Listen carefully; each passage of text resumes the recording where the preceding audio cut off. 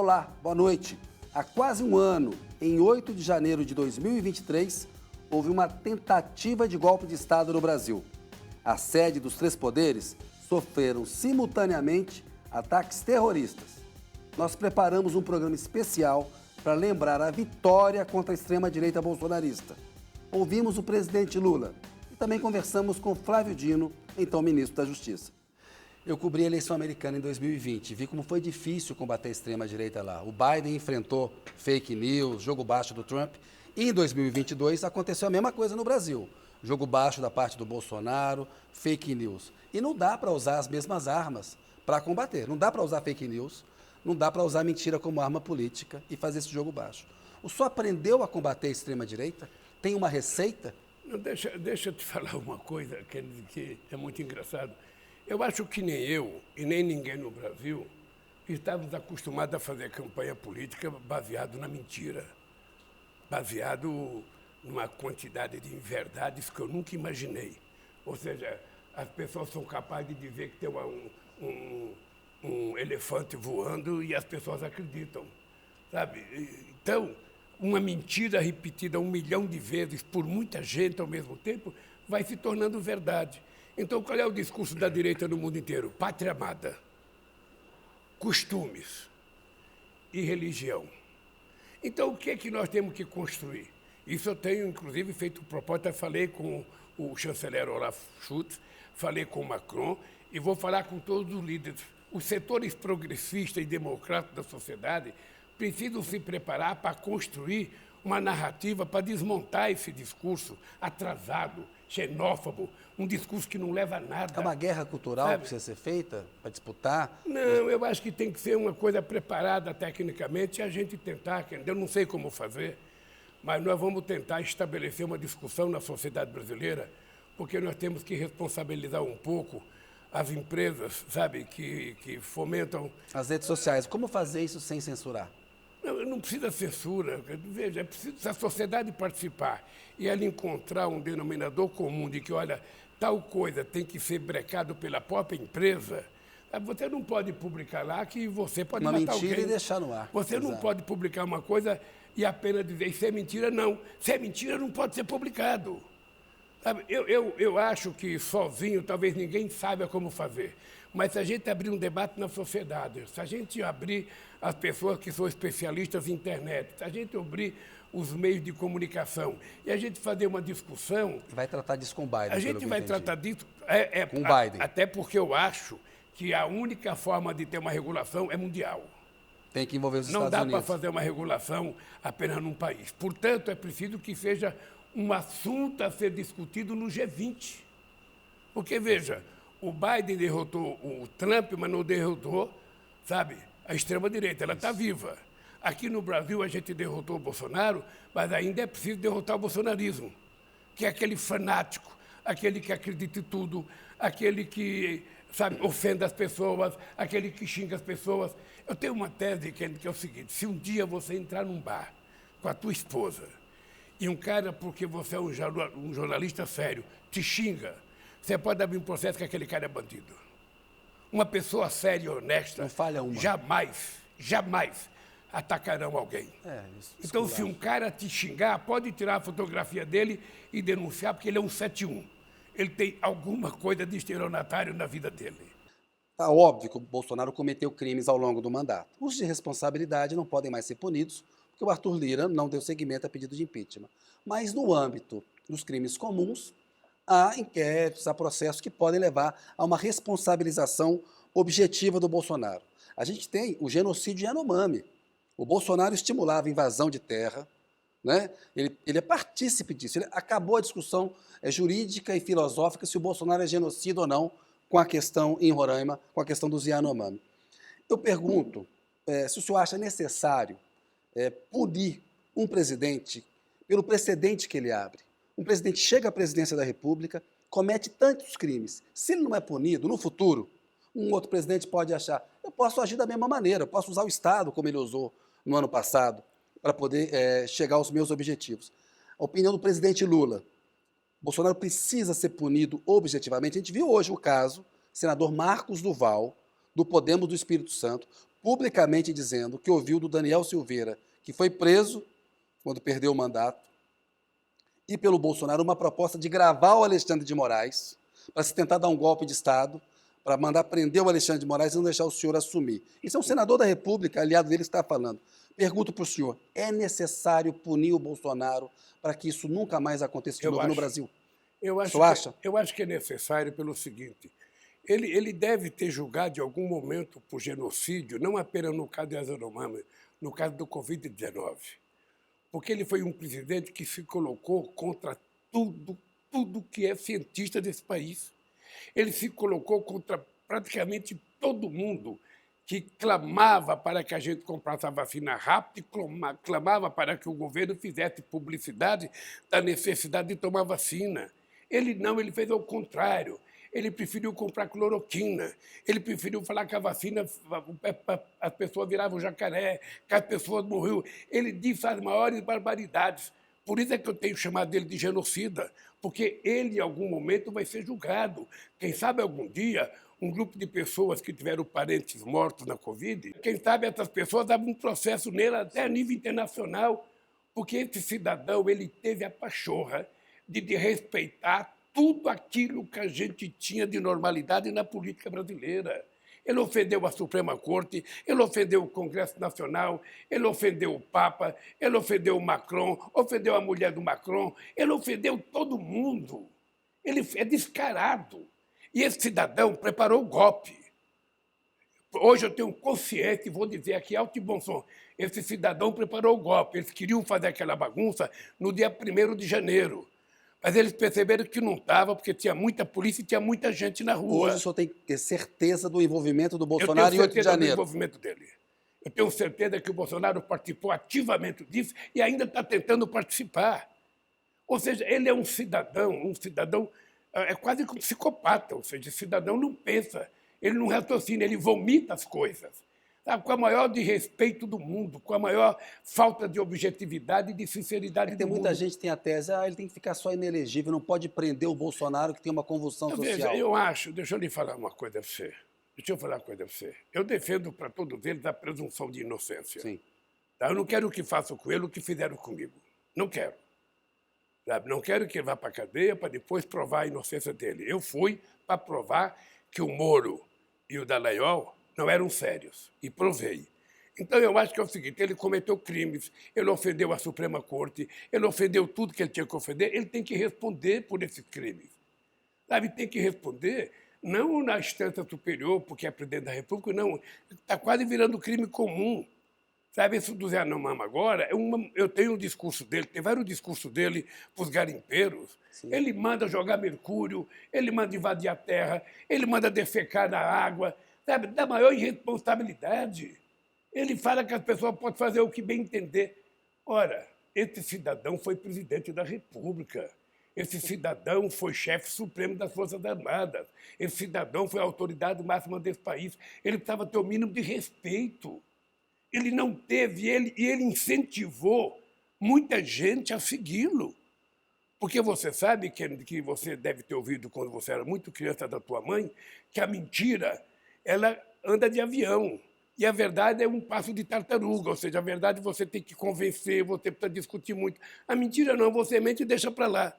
Então, eu acho que o Bolsonaro, em algum momento, vai ter que ser julgado. Sabe? Eu acho que, não sei se apenas ele vai ficar inelegível ou não, mas ele cometeu crime, na minha opinião, ele tem que ser julgado em algum momento por genocídio contra a população vítima do Covid e pelo que aconteceu com os Yanomamis. Presidente, o senhor sempre fala da importância de se normalizar o país, reconstruir, as pessoas poderem discutir sem se desrespeitar. O Bolsonaro teve mais de 49% dos votos no segundo turno. Nem todo esse eleitorado dele aprova o genocídio de Yanomami, fake news e os atos terroristas em Brasília. O que o senhor tem a dizer para essa parcela da população, esse eleitor que votou no Bolsonaro, não votou no senhor, mas não endossa esse modo operandi do bolsonarismo raiz? Kennedy, a gente não pode discutir esse processo eleitoral sem discutir duas coisas. A indústria de mentiras que foi criada nesse país, o envolvimento de muita gente das Forças Armadas, da Polícia Rodoviária, da Polícia Militar de quase todos os países, de parte da Polícia Federal, muita gente envolvida. Você viu o resultado disso em vários estados, com a Polícia Rodoviária Federal não deixando os ônibus levar as pessoas para votar. Foi a pena. Agora, além dessa máquina de mentira, além desse uso da máquina, que eu tenho dito que desde Marechal Deodoro da Fonseca até o Fernando Henrique Cardoso, todos os presidentes juntos nunca gastaram o que ele gastou. Ora, esse cidadão utilizou do orçamento público quase que 60 bilhões de dólares, 300 bilhões de reais, ele fez de investimento, de isenção de imposto, de desoneração, sabe, distribuição de dinheiro, distribuindo dinheiro para taxista perto das eleições, para caminhoneiro, ou seja, da Caixa Econômica, 8 bilhões de reais para emprestar para pessoas que têm dificuldade de pagar. Ou seja, essa votação foi turbinada por isso. Lógico que foi turbinada. Mas e para quem votou nele? Que mensagem que o senhor tem? Vamos apenas dizer o seguinte, eu respeito muito o eleitor, porque o eleitor ele se dirige à urna pela qualidade da informação que ele recebe, em primeiro lugar, sabe? E pela quantidade de coisa que ele acredita que vai acontecer na vida dele. Não é pouca coisa, sabe, no ano eleitoral, você distribuir R$ 600 sem nenhum cadastro, sem nenhuma seriedade, numa mesma família, tinha 3 pessoas recebendo R$ 600. Aí depois você abre uma linha de crédito na Caixa Econômica para emprestar 8 bilhões para essas pessoas que recebiam R$ 600 a 3,45% de juros ao mês. Obviamente que essas pessoas não vão poder pagar. Presidente, aquele relatório do Ricardo Capelli, que fez a intervenção na segurança do Distrito Federal, deixou muito claro que não houve negligência, não houve incompetência. Houve um planejamento ali para uma tentativa de golpe, uma ação da Polícia Militar do Distrito Federal, inclusive de setores das Forças Armadas, e o senhor trocou o comando do Exército. Eu queria entender hoje, para registro histórico, como o senhor define o que aconteceu em 8 de janeiro, e se o senhor acha que se tivesse assinado uma GLO, Operação de Garantia da Lei e da Ordem, para um general comandar, as Forças Armadas comandar a retomada dos palácios, se teria tido sucesso uma tentativa de golpe de Estado? Deixa eu dizer para você, querido, eu estava tão tranquilo naquele final de semana, depois da festa da posse. Sabe, eu duvido que em algum lugar tenha tido uma posse tão bonita, tão alegre como a posse do dia 1º, que eu jamais imaginei que poderia ter acontecido aquilo, jamais. Ou seja, aquilo só aconteceu porque as pessoas que tinham que tomar conta quiseram que acontecesse. Quiseram, é inegável. É inegável que o Exército não poderia permitir tanta gente gritando por golpe durante meses na porta do quartel. Tem claro hoje, então, que foi uma tentativa de golpe? Eu acho que foi tentativa de golpe. Eu acho desde o primeiro dia foi uma tentativa e se de tivesse golpe. assinado a GLO, o golpe se consumaria? Veja, eu não sei se se iria se consumar, mas o dado concreto é que quando me falaram de GLO, eu falei, não tem GLO. Sabe, esse país, eu ganhei as eleições, eu sou o comandante dele, a gente vai acabar com esse negócio utilizando outras regras. E aí veio a ideia de fazer a intervenção aqui em Brasília, de fazer a intervenção na polícia aqui de Brasília, da Secretaria de Segurança, e nós conseguimos controlar as coisas e colocar as coisas em ordem. Eu acho, veja, eu não posso afirmar que as Forças Armadas estavam favoráveis a isso. Eu posso te garantir que tem gente que não estava, mas eu posso te garantir que tinha muita gente que estava, porque não é possível. Houve tempo em que a gente não podia pisar na grama na frente de um quartel que estava escrito lá, sabe, proibido área militar. E, de repente, deixar pessoas ficarem gritando golpe durante meses na porta do quartel, sabe? E depois começaram a xingar os generais que não quiseram dar golpe, começaram a xingar os amigos, ou seja, essa é uma coisa que eu estou muito satisfeito com o general Tomás.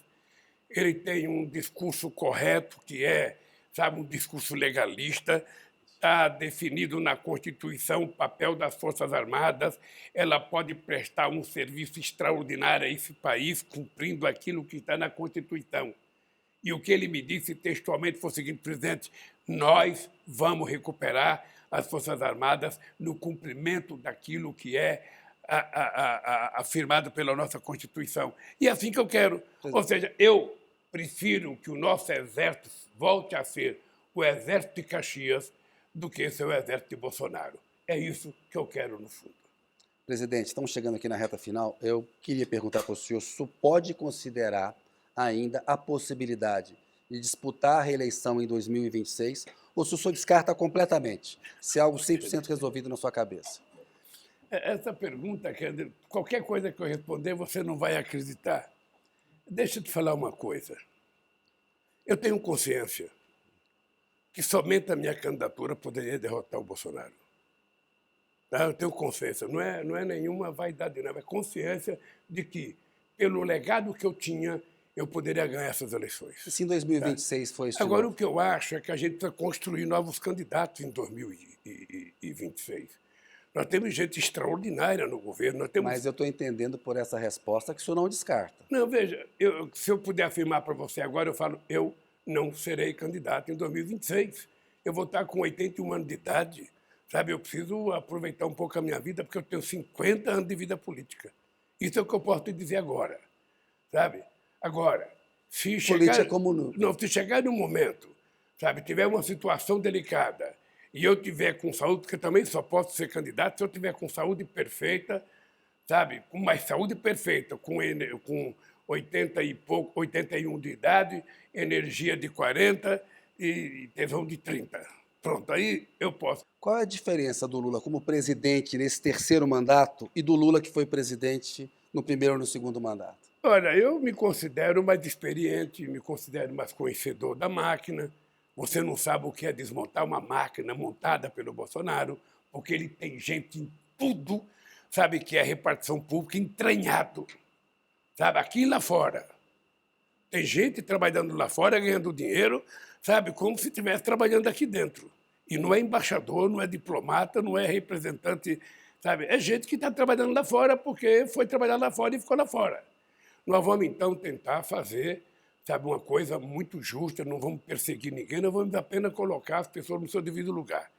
Sabe, nós vamos tentar consertar. Eu tenho mais experiência na parte econômica, tenho mais experiência na parte funcional do governo, sabe, tenho mais experiência na ação política, sabe, eu votei muito mais maduro na questão política, porque eu, desde o golpe da Dilma, eu fico pensando aonde é que nós erramos, aonde é que nós acertamos. Eu acho que o erro que a gente comete é a gente acreditar que é o Congresso que depende do governo. Não é o Congresso que depende do governo, é o governo que depende do Congresso. Então, você cumprimentar um deputado, você cumprimentar o presidente da Câmara, você abraçar uma pessoa, você participar de uma festividade qualquer, faz parte da boa relação política que a gente tem que construir.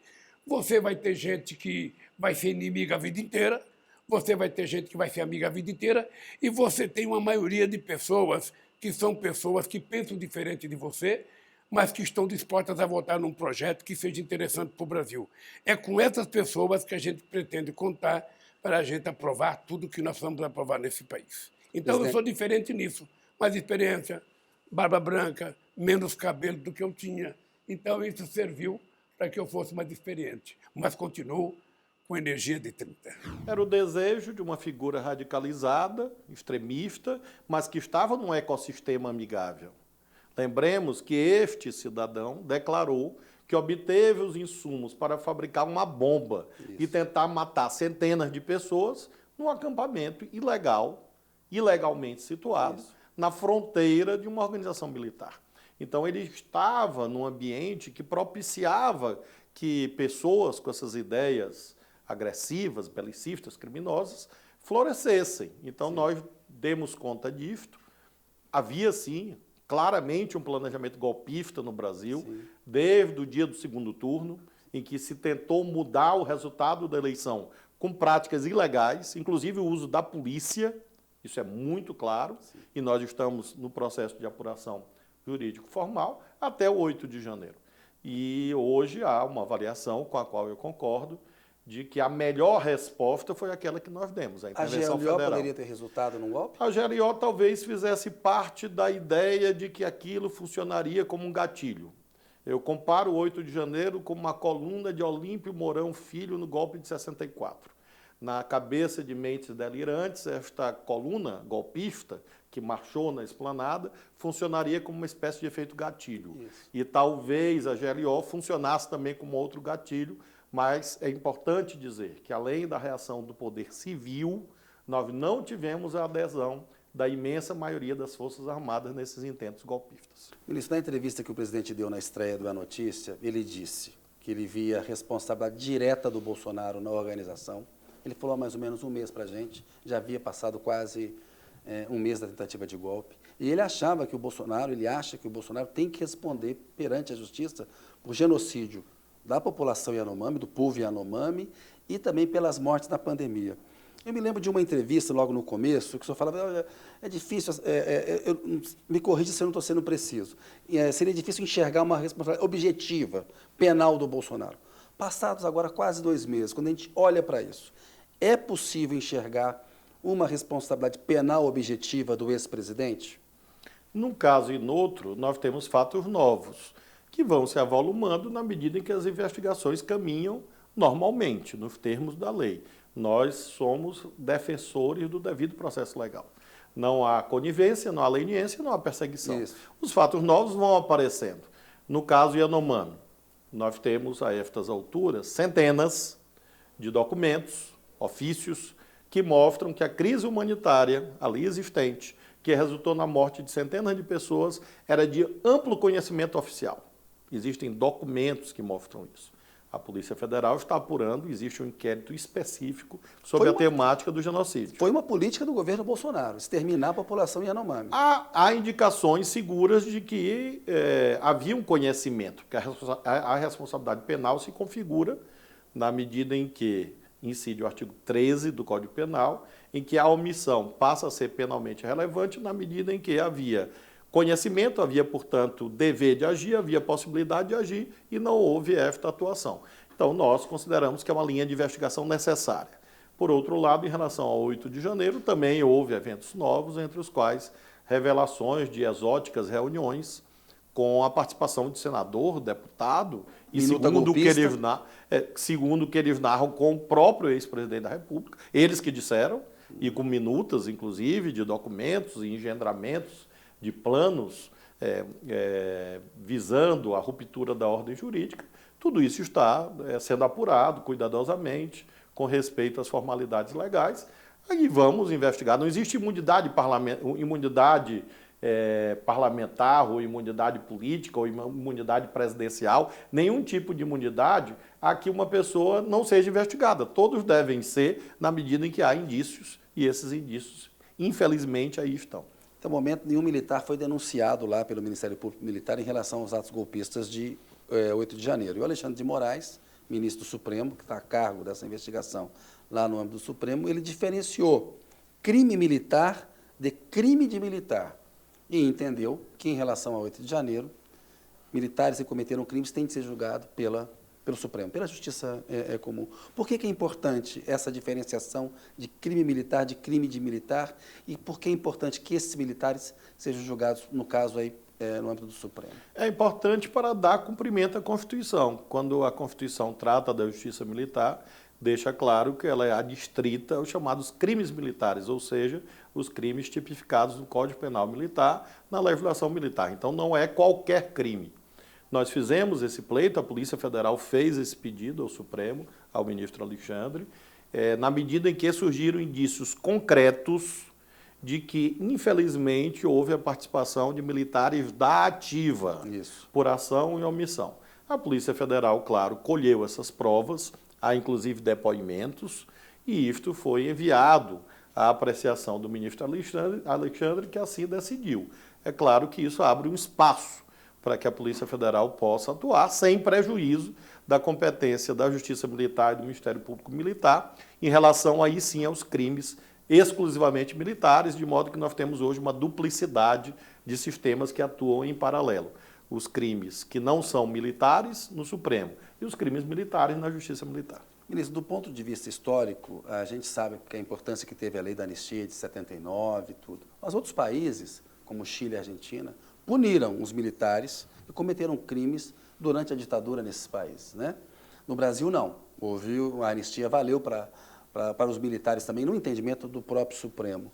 Do ponto de vista histórico, foi um erro, e isso é responsável por essa mentalidade golpista que a gente vê nas Forças Armadas, e está vendo hoje o Tomás Paiva, o novo comandante do Exército, legalista, tentar combater, olhando numa perspectiva histórica. A gente deveria ter punido os militares brasileiros cometeram crimes na ditadura que durou de 1964 a 1985? É muito difícil fazer um julgamento do que se passou em 1979, quando foi feito o acordo político da lei da anistia. Num contexto difícil. Lembremos que em 77 ainda houve uma tentativa de golpe de Estado, liderado pelo então general Silvio Frota, ministro do Exército, e o Geisel chegou a fechar o parlamento com o pacote de Abril. Então, em 79, você tinha uma circunstância ainda difícil. Eu não vou fazer, portanto, tribunal da história. Agora, é claro que, olhando com os olhos de 2023, essa anistia geral que foi propiciada acabou dando uma ideia, que nós estamos agora enfrentando, de que haveria setores imunes a prestarem contas. E no regime democrático, nós temos a igualdade de todos perante a lei. É isso que nós estamos tratando. Nem perseguição, nem leniência. E agora está muito claro. Sejam civis, sejam militares, participaram de atos ilegais, tem que prestar contas ao Poder Judiciário. O que mostra que há ponderação, que há equilíbrio para separar o joio do trigo, as gradações e as individualizações das responsabilidades. Creio que, portanto, é puramente argumento de amigo de terrorista esta ideia de que está havendo arbitrariedade, porque não está havendo, todos foram presos nos termos da lei, houve audiências de custódia, alguns estão com medidas cautelares, outros não, houve libertação, inclusive, por fatores humanitários, por idade, por exemplo, pedidos de liberdade estão sendo examinados, portanto, os processos seguem normalmente. Agora, não pode haver, de novo, essa ideia de que foi um domingo no parque. Não foi. Algumas pessoas querem tirar a potencialidade criminosa e lesiva daqueles eventos, como se fosse um passeio. Não foi. Não foi um passeio. Essas pessoas tentaram destruir o Estado Democrático de Direito,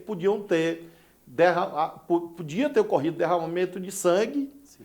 Pessoas poderiam ter morrido, graças a Deus não morreram, portanto foram atos graves e têm que ser, obviamente, julgados. No episódio do Capitólio nos Estados Unidos, 2 anos antes, 5 pessoas morreram.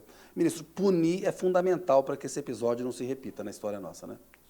A prevenção se dá, inclusive, pela dimensão do bom funcionamento do sistema repressivo. O sistema repressivo corresponde a uma função de resposta individual, e nós vimos declarações de pessoas, graças a Deus, já revelando arrependimento, outros não, mas há pessoas que agora estão saindo do cárcere e estão se dizendo arrependidas, que bom, e nós temos a chamada função preventiva geral, ou seja, o bom funcionamento do sistema punitivo garante que isso não mais se repita e não vai se repetir.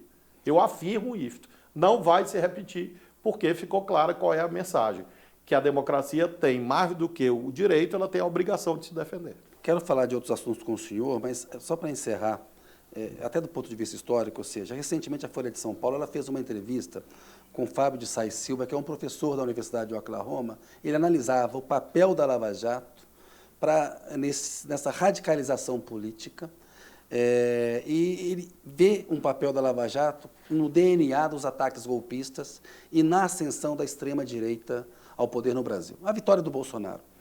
Qual foi o peso que a Lava Jato teve, na opinião do senhor, para a eleição do Bolsonaro e para esses atos golpistas de 8 de janeiro? Em 2016, eu dei uma entrevista dizendo: não tire o demônio do fascismo da garrafa, porque dá trabalho para botar de volta.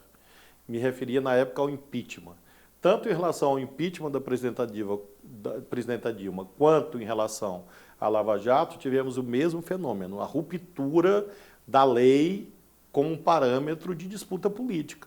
Então, ali se rompeu a cultura da legalidade e se instituiu a lei da selva, a lei do mais forte, quem mais grita e quem impõe a sua vontade por sobre as regras do jogo da democracia. O efeito aí está. Estamos aqui em 2023 lutando exatamente com o extremismo, que é fruto dessa ruptura da ideia de que os fins não justificam os meios. Essa ideia é fundamental. A democracia exige fins nobres e meios legítimos. Na hora que os meios legítimos são rompidos, os fins se corrompem e nós temos exatamente esse resultado terrível que vimos agora no Brasil. E a Lava Jato teve um papel fundamental nisso, né? Sim, claro, porque ela instituiu essa ideia de como havia uma causa nobre, que seria o combate à corrupção, que é nobre mesmo, poderia ser feita qualquer coisa em nome da nobreza desta causa, os fins justificariam os meios e o resultado aí está. E nós vimos que, inclusive, isto é uma prática corrupta.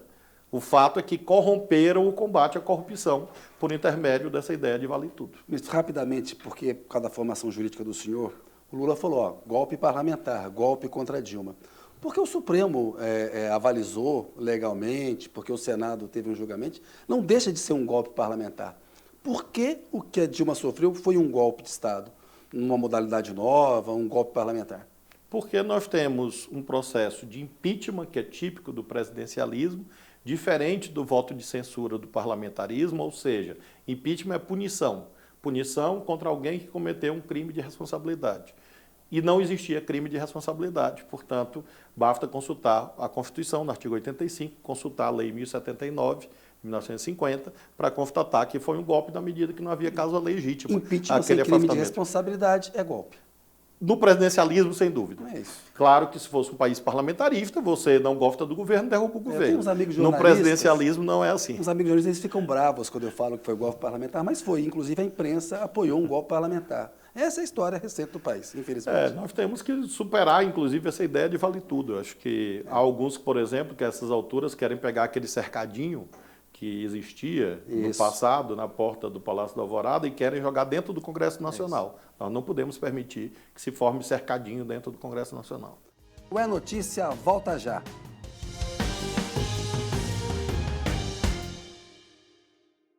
Voltamos agora com a notícia especial de 8 de janeiro.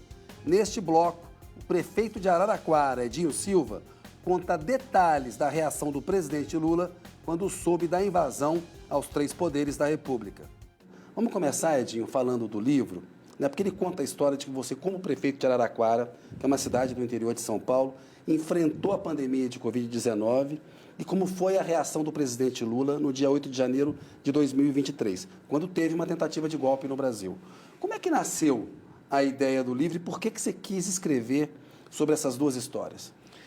Olha, querido, eu comecei a amadurecer essa ideia de escrever um livro em 2021, quando nós tínhamos uma ideia que a pandemia estaria passando, né? Que as vacinas chegaram. Sim. E nós começamos a intensificar a vacinação.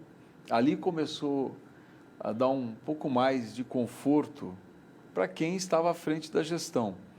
E eu comecei a refletir tudo aquilo que nós havíamos passado, né? Porque você construir processos decisórios no meio de uma pandemia que ninguém sabia o que era, né? A ciência não tinha nenhum acúmulo, nós não sabíamos efetivamente, né, o impacto, né, que a contaminação poderia gerar, né? E nós tínhamos só que tomar decisões para impedir que as pessoas adoecessem. O que é a luta contra o negacionismo, a luta contra a pandemia e a luta em defesa da democracia, elas têm em comum, Edinho?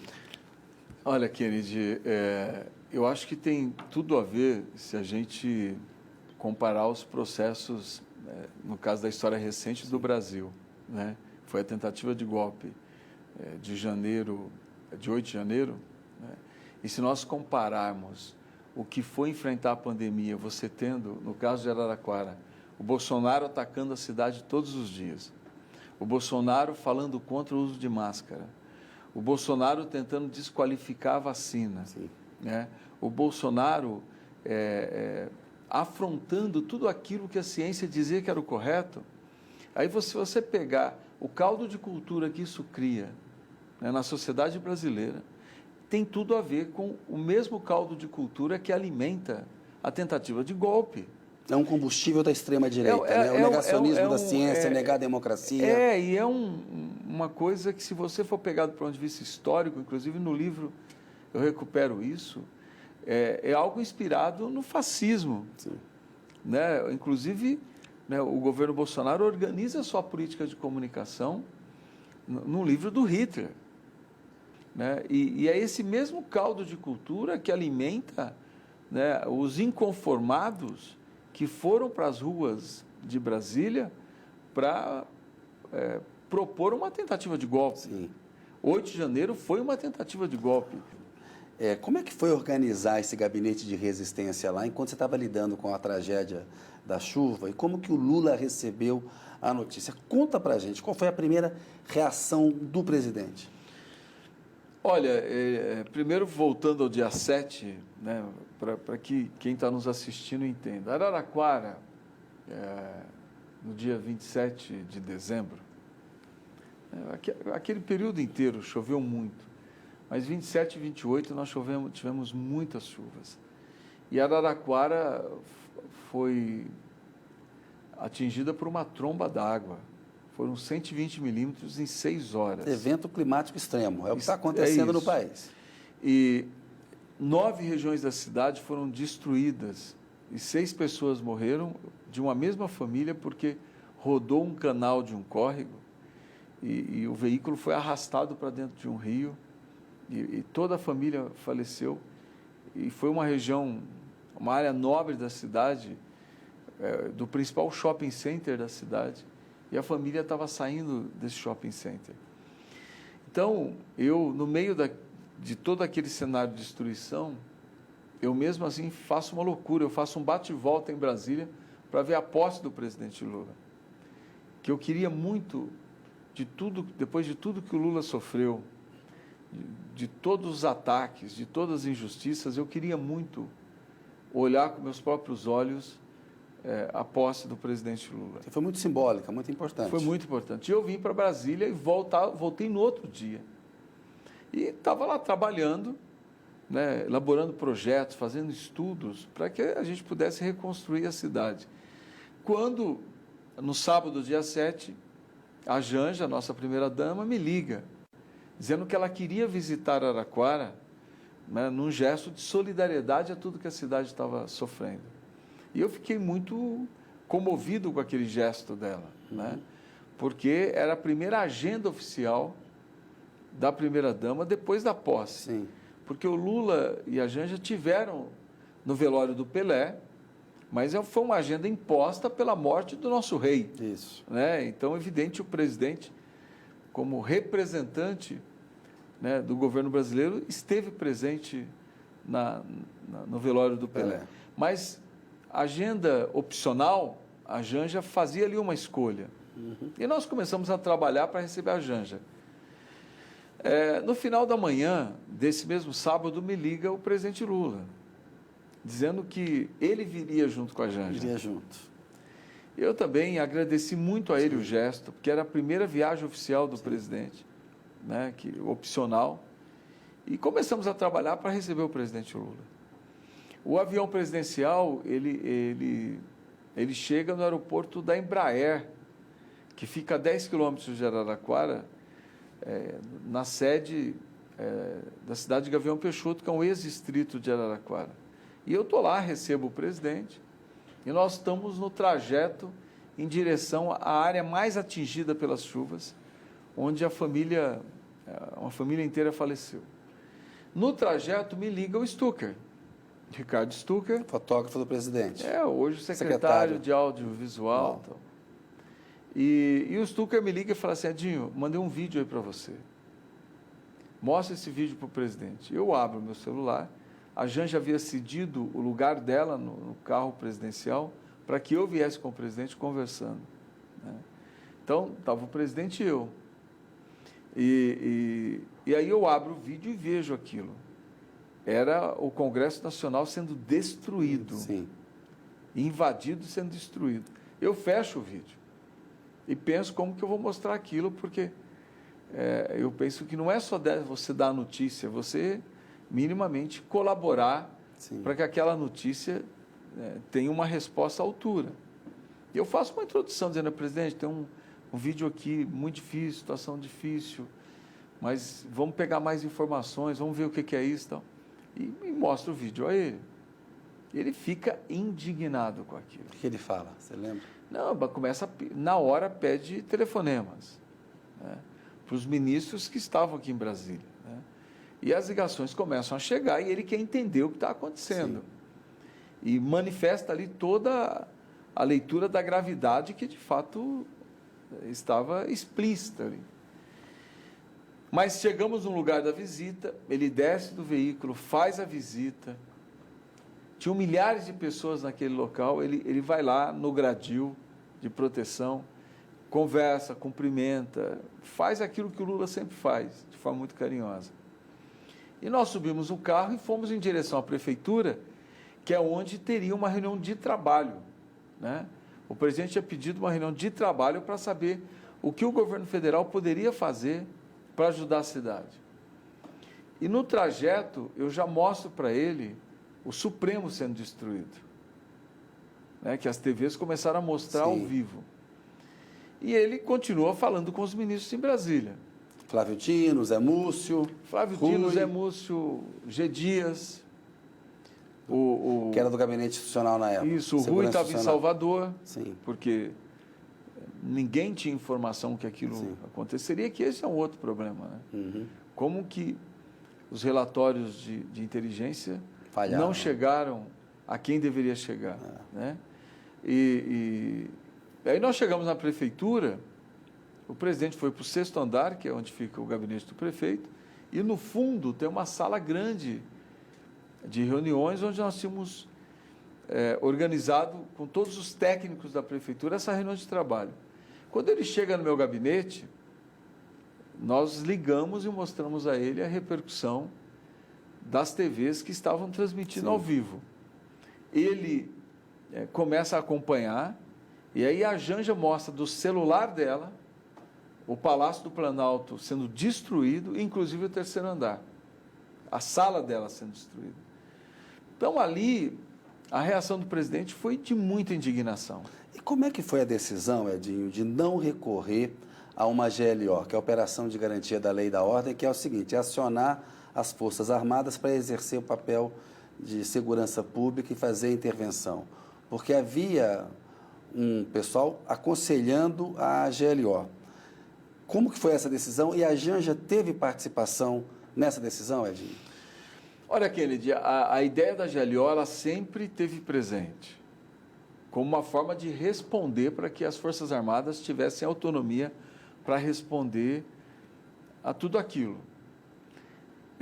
Quando os ministros começam a falar em GLO, a Janja, ela tinha uma mesa, a minha mesa de trabalho, o presidente estava nela, e na frente tem uma poltrona, ela estava sentada na poltrona, ela fica em pé e diz assim, ó, eu estudei a GLO por conta da posse, porque ela coordenou a posse.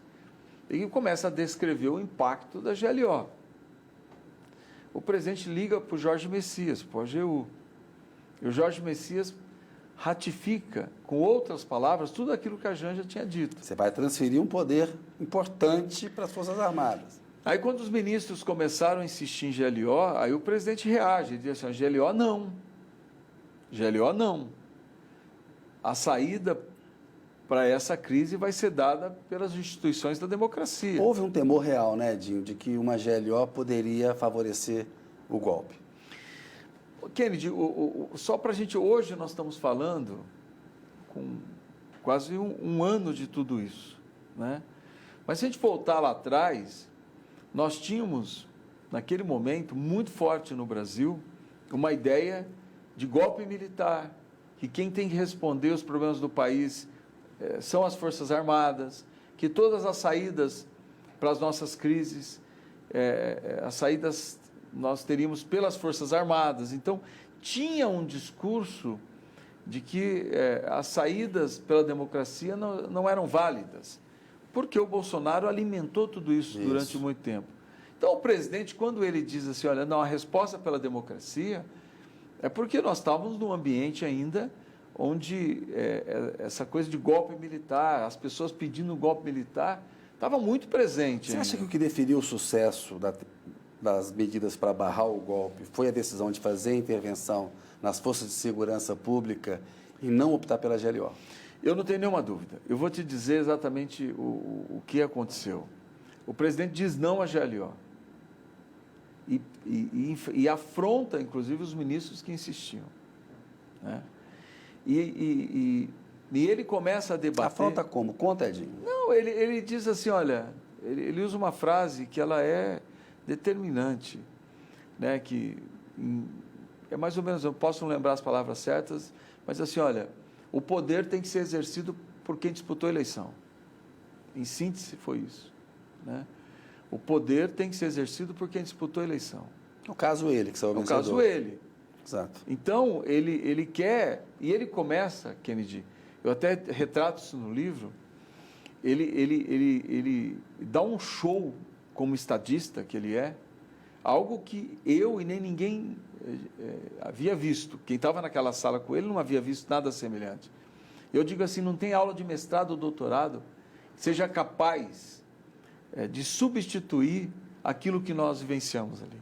O presidente, como estadista, ele liga para os chefes dos poderes, ele liga para lideranças políticas, ele traz literalmente o Estado para a sua mão e toma as medidas corretas.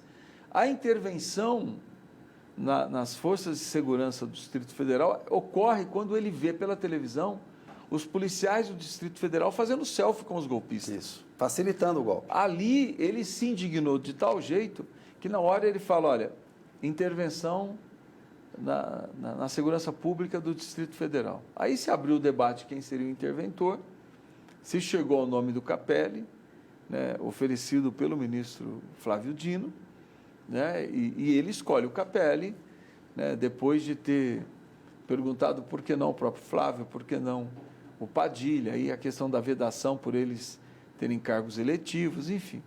E aí se chegou ao Capelli, e a partir dali, né, junto com outras medidas que foram tomadas, eu penso que o presidente vence a tentativa de golpe, né, e nós começamos a ver, ainda pela televisão, e ele monitorando, né, as instituições começando a reagir, né, e os golpistas sendo presos, retirados das sedes dos poderes, e a democracia ali construindo um cenário de vitória. A notícia fica por aqui, a gente volta na semana que vem. Agradeço muito a sua audiência, boa noite.